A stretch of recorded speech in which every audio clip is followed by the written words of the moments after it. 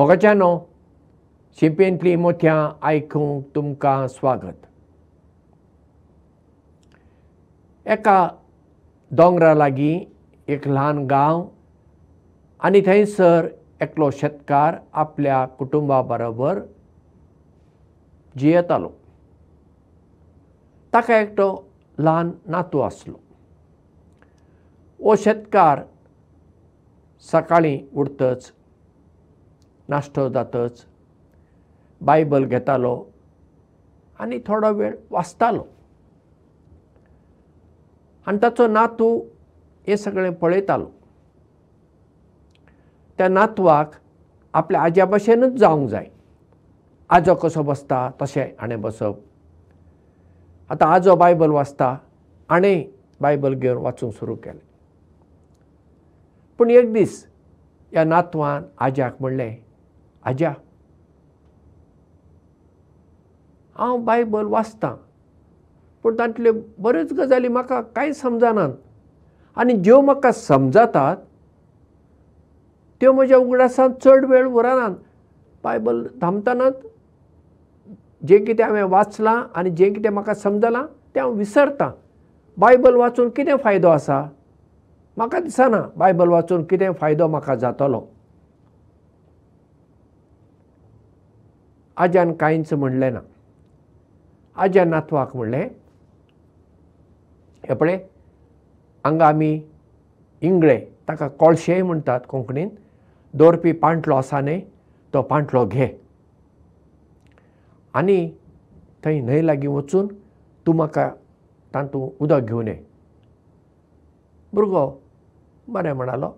ताणें तो पांटलो घेतलो आनी न्हंय कडेन गेलो, उदकांत बुडयलो आनी उदक घेवन येता पावता म्हणसर उदक सगळें पांटल्यांतलें भायर गेलें. तेन्ना आज्यान म्हणलें, तुवें न्हंयत वेतस पांटलो उदकांत बुडोवंक जाय आनी उदक घेवन बेगीबेगीन येवंक जाय. तूं सावकास जरी अशी उदक सगळें भायर वतलें. नातवान म्हणलें, बरें आज्या, हाडटा. परत गेलो, न्हंयत पांटलो बुडयलो, उदक घेवन येता, उदक सगळें भायर गेलें. परत वता, उदक परत्यान भायर. अशें एक 4-5 फावटी जालें.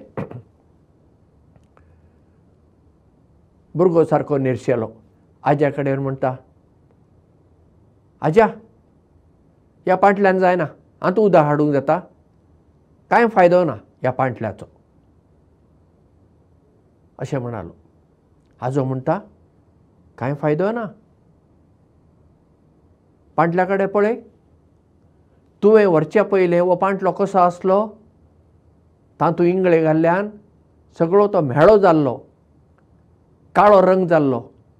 आतां पळय, तुवें परत्यान वचून न्हंयत बुडयलो, तातूंत उदक घालून हाडलें, उदक सगळें भायर गेलें. आतां पांटलो भायल्यान आनी भितरल्यान बरोच नितळ जालो ना. बरें, सारको पुरतो नितळ जावंक ना, पूण पयलींच्या परस कितलोच चड नितळ जाला न्हय. भुरगो म्हणलो, हय आज्या, तुवें सांगलें सारकें. तेन्नाचो ताका म्हणटा, तशेंच बायबल. बायबल कितें तूं वाचता पळय तें तुका समजूंचें ना आनी जें कितें तुका समजता तें सगळेंच तुज्या उगडासांत उरचें ना, पूण तुजें जिवीत बदलतलें. हें आज्यान ताका सांगलें. ह्या आज्याची उतरां निजाकूय खरीं. खंयचोय धर्मग्रंथ तुमी घेया, बायबल म्हणा, कुरान म्हणा, महाभारत म्हणा, रामायण म्हणा, भगवत गीता म्हणा, खंयचोय घेया. जेन्ना आमी एक धर्मग्रंथ वाचता ते सगळें आमकां समजूंचें ना. तांतली शिकवण सगळीच आमच्या उगडासांत उरची ना, पूण जें कितें इल्लेशें आमच्या जिवितांत तें उगडास उरता तें आमी जियेल्यार ती शिकवण आमच्या जिवितांत बदल जाता. आतां बायबलाचीच खबर काडची जाल्यार बायबल हाचो अर्थ पुस्तक. बायबलान 70 आनी 3 पुस्तकां आसात. 2 वांटे आसात. पोरणो करार आनी नवो करार, ओल्ड टेस्टमेंट आनी न्यू टेस्टमेंट. कथोलिकांच्या बायबलांत, प्रोटेस्टंटांच्या बायबलांत 7 पुस्तकां उणें आसात.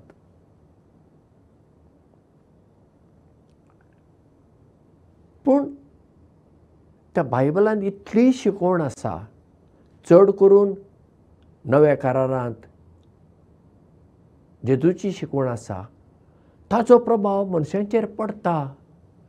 तो एकच फावटी पडना. जितलें तूं वाचताय, परत्यान परत्यान वाचताय वाचताय वाचताय वाचताय, इलो इलो इलो इलो प्रभाव तुजेर पडटा आनी तुजें जिवीत बदलता. तुजें जिवीत तशेंच उरना.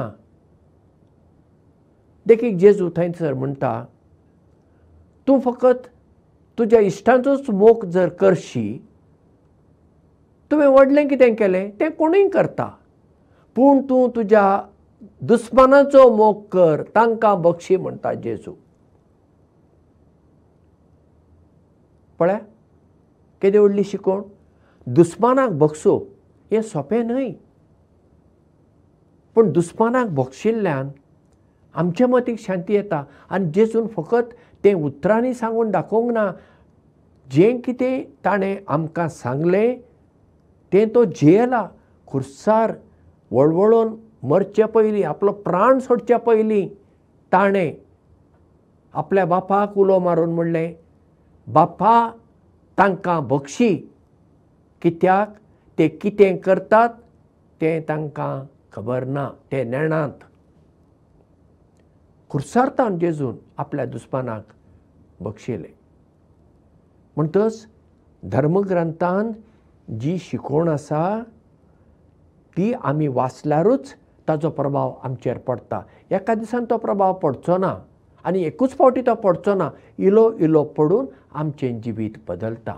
आनी हाका लागून धर्मग्रंथ वाचप आनी मागीर तांतली शिकवण जियोवप भोव चड गरजेचें. म्हणटच आमी आमच्या आमच्या धर्मा प्रमाणें, आमच्या आमच्या धर्माचे जे धर्मग्रंथ आसात आनी तातूंत जी खरी बरी शिकवण आसा ती आमी आपणावया. देव बरें करूं आनी मोग आसूं.